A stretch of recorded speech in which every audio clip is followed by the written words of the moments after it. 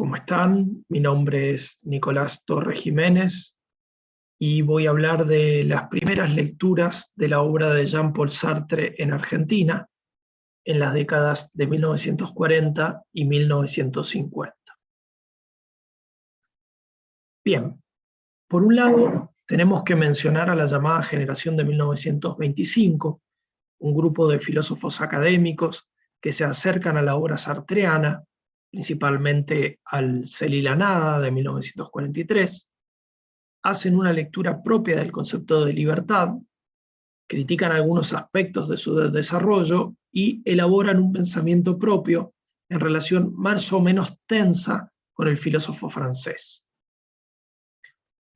Por otro lado, tenemos que mencionar al grupo Contorno, un grupo de intelectuales comprometidos, reunidos alrededor de la revista Contorno, que reciben una influencia más o menos directa del filósofo francés, sobre todo de la obra ¿Qué es la literatura?, de 1943, y su concepto de literatura comprometida. Bien, primero que nada, tenemos que hacer una breve síntesis de la obra sartreana, sobre todo en lo relacionado al concepto de libertad. Sartre es conocido en el ámbito de la divulgación filosófica como el filósofo de la libertad. Hay que mencionar que el concepto de libertad presenta diversos momentos de análisis en su obra. Por un lado, hay que distinguir el análisis de la libertad originaria y ontológica, tal como aparece en El ser y la nada, de 1943, de los desarrollos posteriores del autor, centrados en la praxis de liberación, tendiente a realizar la libertad efectiva, concreta, empírica, material o existentiva de todos los seres humanos. Nos referimos principalmente a los análisis contenidos en la Crítica de la razón dialéctica de 1960. La libertad originaria y ontológica se identifica con el ser mismo de la conciencia.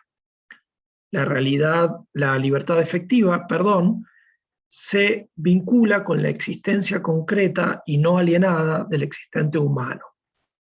Mientras la primera pertenece al orden del ser y por ello de la ontología, la segunda pertenece al ámbito del deber ser, de la ética y principalmente de la política.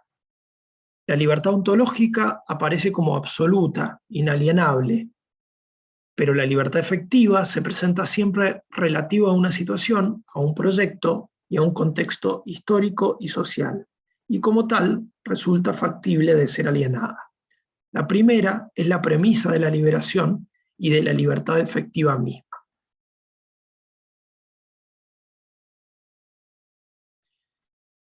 Bien, El ser y la nada, ensayo de ontología fenomenológica, aparece en 1943. La filosofía de esta obra está centrada en la noción de conciencia y particularmente de conciencia individual. Digo, como para distinguirla, por ejemplo, de la filosofía hegeliana. El ser y la nada está construido sobre un dualismo ontológico. El ser en sí, por un lado, esto es el ser inerte de las cosas. Por el otro, el ser para sí, es decir, el ser de la conciencia, que consiste en una nihilización constante de lo en sí. Es esta nihilización propia de la conciencia, o para sí, operada sobre lo en sí, que permite hablar de la precedencia ontológica de la existencia con respecto a la esencia. Hay que aclarar que la relación entre en sí y para sí que aparece en El ser y la nada se trata de una relación dialéctica. La relación se da entre facticidad y trascendencia, situación y libertad, en sí y para sí. Ambos términos, o los dos términos de la relación, se coimplican y cada uno no es sino en y por la relación con el otro. En la Crítica de la razón dialéctica de 1960, Sartre afirma que el marxismo constituye la filosofía insuperable de nuestro tiempo. Pero, dice Sartre, precisa de una revitalización y actualización antropológica por parte del existencialismo. Sartre sostiene que existe la necesidad dentro del marxismo de una antropología filosófica que reconozca la libertad originaria del existente humano. La libertad de la conciencia es la condición de posibilidad de la dialéctica, que reside, según Sartre, en las relaciones de los seres humanos con la naturaleza, con lo práctico inerte y en las relaciones de los hombres entre sí. La existencia misma de una relación dialéctica entre lo dado y la libertad es lo que habilita la posibilidad de transformación social, pues solo la libertad permite luchar por la realización de la libertad. En la crítica de la razón dialéctica se puede hablar de un existencialismo dialéctico en el que se intenta integrar la antropología existencialista dentro del marxismo. La dialéctica sería la articulación en la historia de las dos regiones ontológicas, para sí y en sí, como aparecen en el ser y la nada, reelaboradas en esta obra como la praxis y lo práctico inerte. Se da entonces, entre el ser y la nada y la crítica de la razón dialéctica, el paso de un análisis y una abstracción fenomenológica, la propia del ser y la nada, a una síntesis dialéctica, la que aparece en la crítica de la razón dialéctica. Sartre defiende su concepción de libertad frente a una versión determinista del marxismo muy presente en su época, mostrando que desde un marxismo determinista y mecanicista es imposible fundar un movimiento político de liberación y llevar a cabo una revolución. Reconoce, sin embargo, que el materialismo dialéctico es la única interpretación válida de la historia.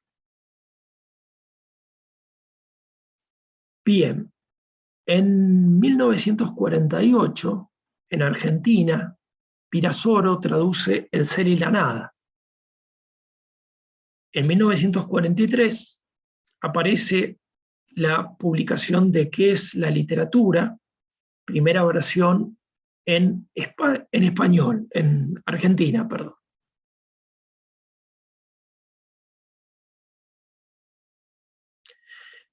Alan Savignano, en un artículo titulado La recepción del pensamiento de Jean-Paul Sartre en Argentina, distingue dos lecturas de Sartre.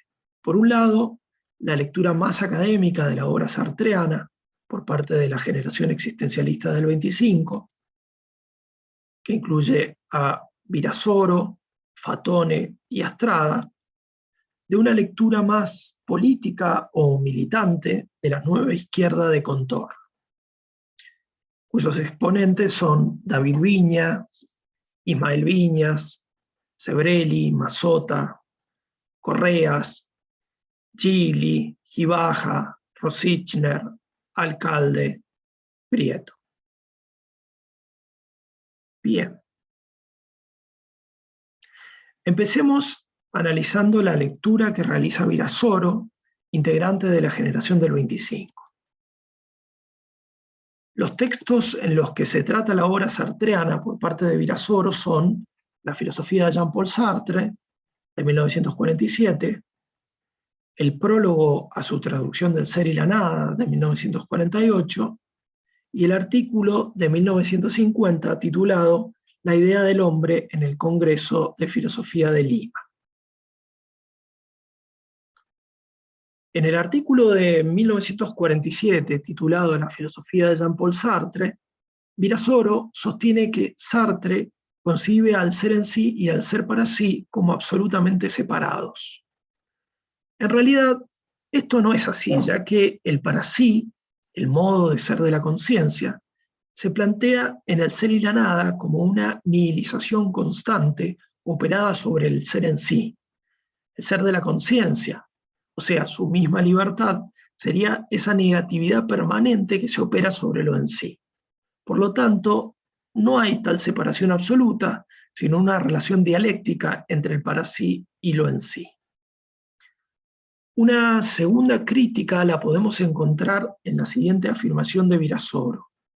La libertad es la substancia ontológica de la que se realiza el ser del ser para sí, y la conciencia es sólo una determinación o emanación posible de éste.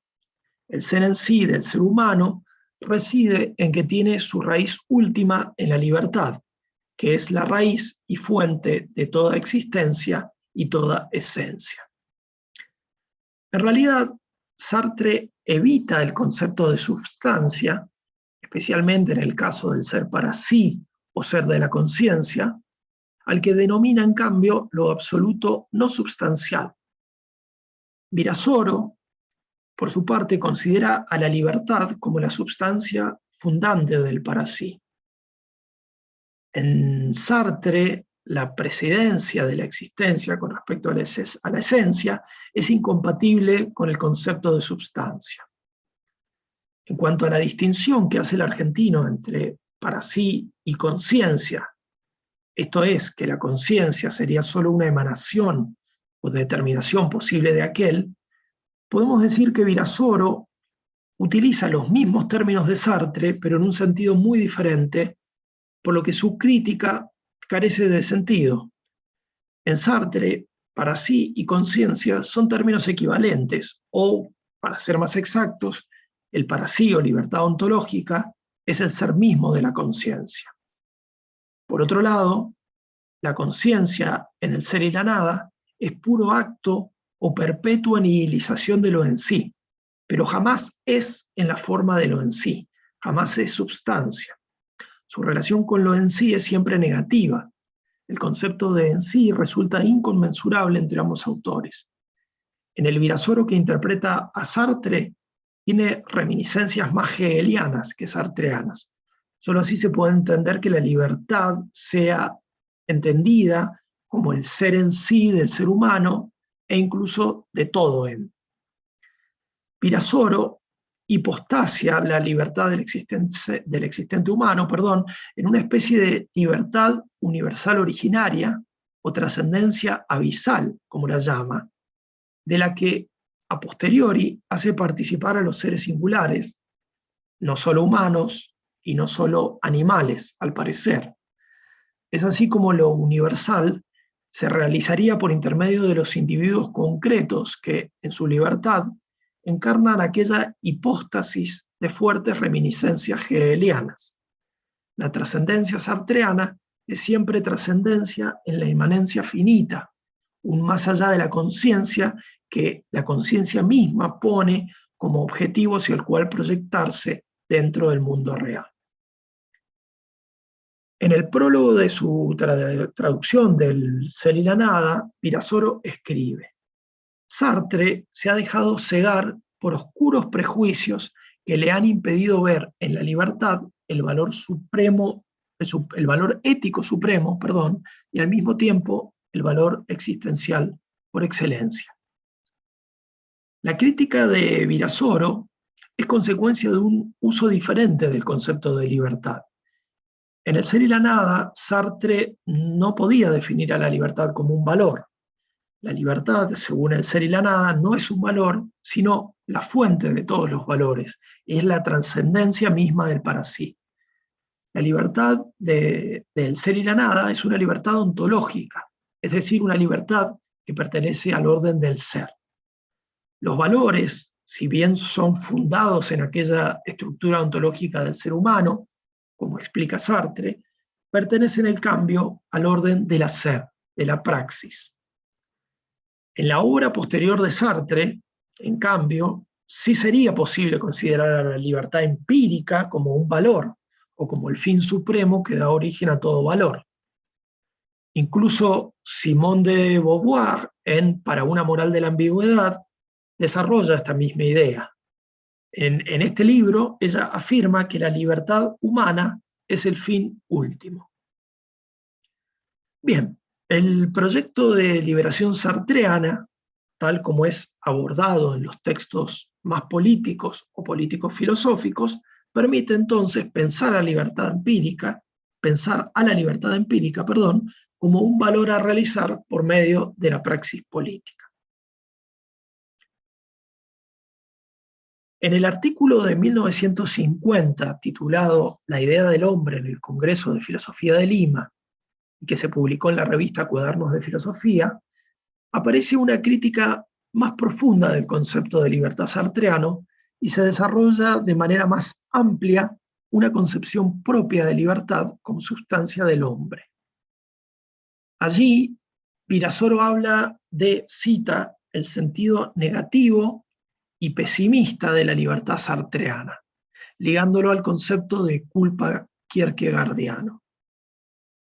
Sin lugar a dudas, la libertad del ser y la nada posee un carácter negativo en cuanto permanente nihilización de lo en sí, pero en ningún caso debe entenderse el término en sentido moral y mucho menos religioso. Que no sea posible hablar de un sentido dado de la existencia humana, ni de una teleología implícita en su desarrollo histórico, no significa otra cosa que el sentido es y debe ser un constructo humano y social. Hablar de un supuesto pesimismo de la filosofía sartreana es una mala lectura muy común y propia de los deístas y de quienes postulan un sentido cósmico independiente del mundo humano. Esa mala lectura, también presente en Virasoro, confunde existencialismo con pesimismo o nihilismo en sentido lato. Virasoro, por su parte, considera a la libertad como una sustancia única, dinámica y autocreadora, de la que parecen participar los seres humanos, aunque no solo ellos. Virasoro habla, por ejemplo, de la libertad de todo lo existente. El hombre aparece en Virasoro como, cita, una de las diferentes formas posibles que en su realizarse toma la libertad. Se trata, pues, de una libertad hipostasiada, una sustancia independiente del existente humano, más cercana a una lectura propia de Hegel que al pensamiento de Sartre. Bien, hay puntos en común en los conceptos de libertad sartreano y virasoriano. Para ambos, la libertad es el ser mismo del existente humano, aunque no de manera exclusiva en el caso del santafesino. También comparten la idea de una estrecha vinculación entre los conceptos de libertad y liberación, siendo la liberación el medio de realización de los seres humanos en la historia y la actualización de su libertad originaria. Virasoro mismo llamaba a su síntesis entre el pensamiento de Hegel y de Heidegger existencialismo dialéctico.